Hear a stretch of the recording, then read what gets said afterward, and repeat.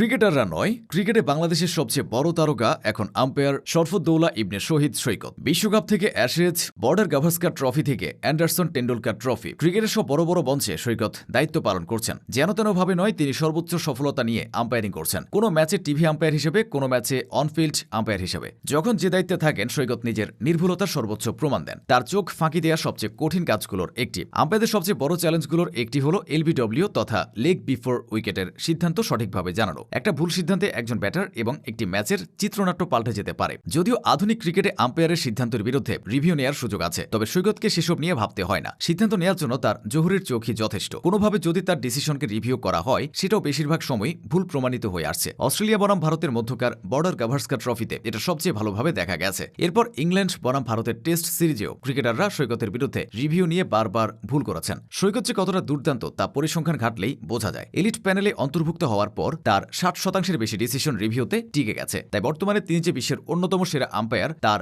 বলার অপেক্ষা রাখে না। তবে পরিসংখ্যানই নয়, সৈকতের সবচেয়ে বড় শক্তি হল তার আত্মবিশ্বাস ও মানসিক দৃঢ়তা। সাহসী সিদ্ধান্ত নিতে তিনি কখনো পিছপা হন না। মাঠে উত্তপ্ত পরিস্থিতি সামলাতে তিনি পারদর্শী। প্রতিটি ম্যাচে যেন নিজেকে আরও শানিত করছেন তিনি। আর সেই ধারাবাহিকতা ধরে রেখে পা রাখছেন ক্রিকেটের সব তীর্থভূমিতে। শরফুদ্দৌলা ইবনে শহীদ সৈকত এখন বাংলাদেশের একমাত্র আম্পায়ার যিনি আইসিসির এলিট লিস্টে আছেন। প্রথম মেয়াদে দায়িত্ব পালনের পর দ্বিতীয় মেয়াদে তাকে এই এলিট লিস্টে অন্তর্ভুক্ত করেছে আইসিসি। ঐতিহ্যবাহী টেস্ট সিরিজগুলো ছাড়াও সৈকত এর আগেও বেশ কিছু বড় সিরিজে দায়িত্বে ছিলেন। টি-20 বিশ্বকাপ ও চ্যাম্পিয়ন্স ট্রফিতেও মাঠে দেখা গেছে তাকে। তাছাড়াও মেয়েদের টি-20 ও ওয়ানডে বিশ্বকাপেও আম্পায়ারিং করেছেন তিনি। তার মাধ্যমে আন্তর্জাতিক ক্রিকেটে বাংলাদেশ সুনাম ছড়িয়েছে। তবে আম্পায়ার হওয়ার লম্বা এই পথটা সহজ ছিল না। সৈকত একসময় ছিলেন পুরোদস্তর ক্রিকেটার। 90 দশকের শুরুর দিকে ঢাকার ক্লাব ক্রিকেটে বাঁহাতি স্পিনার হিসেবে নিজেকে প্রতিষ্ঠিত করেছিলেন তিনি। সেখান থেকে জাতীয় দলেও সুযোগ পেয়ে গিয়েছিলেন দ্রুত। 1994 সালে কেনিয়াতে অনুষ্ঠিত আইসিসি ট্রফিতে জাতীয় দলে তার পা পড়ে। যদিও বাংলাদেশের জার্সি গায়ে পথ চলা দীর্ঘ হয়নি সৈকতের। আইসিসি ট্রফির পর জাতীয় দলে সুযোগ হয়নি আর কখনোই। তবে নিয়মিত ছিলেন ক্লাব ক্রিকেটে। 2000 থেকে 2001 সালের মধ্যে খেলেছিলেন 10টি প্রথম শ্রেণীর ম্যাচ।